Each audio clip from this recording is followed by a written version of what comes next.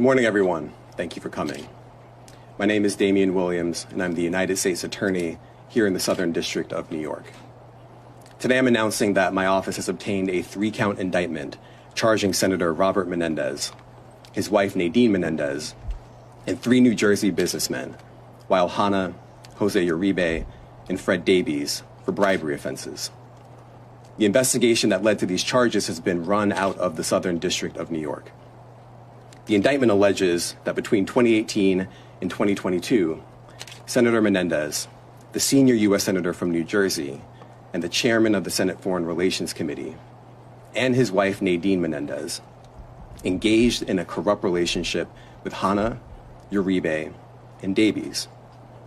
The indictment alleges that through that relationship, the senator and his wife accepted hundreds of thousands of dollars of bribes in exchange for Senator Menendez using his power and influence to protect and to enrich those businessmen and to benefit the government of Egypt. The indictment alleges that Hannah, Uribe, and Davies provided bribes in the form of cash, gold, home mortgage payments, a low-show or a no-show job for Nadine Menendez, a Mercedes-Benz, and other things of value to the senator and his wife. Now, constituent service is part of any legislator's job. Senator Menendez is no different. And as we explain in the indictment, there are things that Senator Menendez says he can do for his constituents and things that he says he cannot do for his constituents. He put it all on his Senate website. So for instance, it says he cannot compel an agency to act in someone's favor.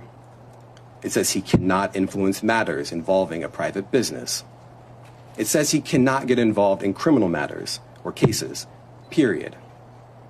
But we allege that behind the scenes, Senator Menendez was doing those things for certain people, the people who were bribing him and his wife. Now, let me say a little bit more about the conduct that's alleged in the indictment. The indictment alleges that Senator Menendez took several actions as part of this corrupt relationship. First, the indictment alleges that Senator Menendez used his power and influence, including his leadership role on the Senate Foreign Relations Committee, to benefit the government of Egypt in various ways. Among other actions, Senator Menendez allegedly provided sensitive, non-public U.S. government information to Egyptian officials and otherwise took steps to secretly aid the government of Egypt. We also allege that Senator Menendez improperly pressured a senior official at the U.S. Department of Agriculture to protect a lucrative monopoly that the government of Egypt had awarded to Hannah, a lucrative monopoly that Hannah then used to fund certain bribe payments.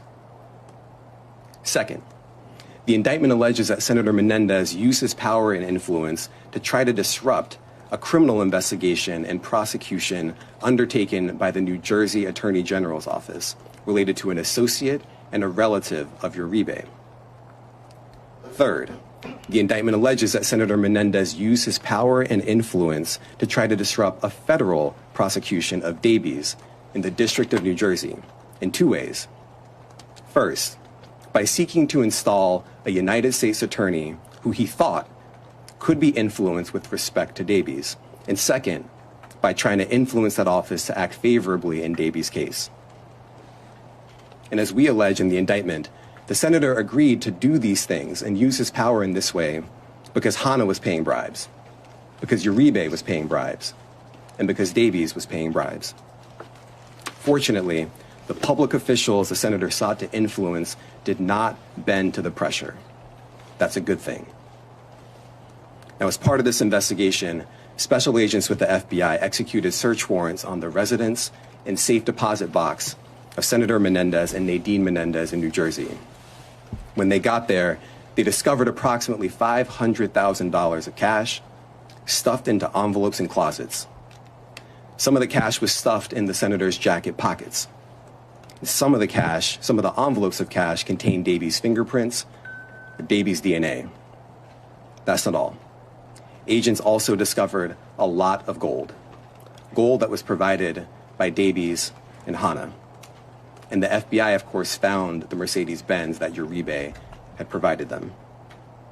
Now, the items that the FBI uncovered are discussed in the indictment.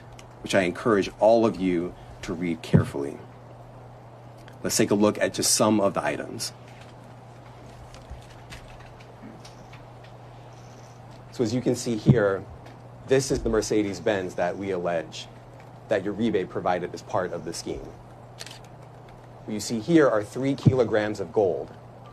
These 3 kilograms together are worth approximately $150,000. And of course here you can see just a fraction of the cash that was uncovered as part of the scheme.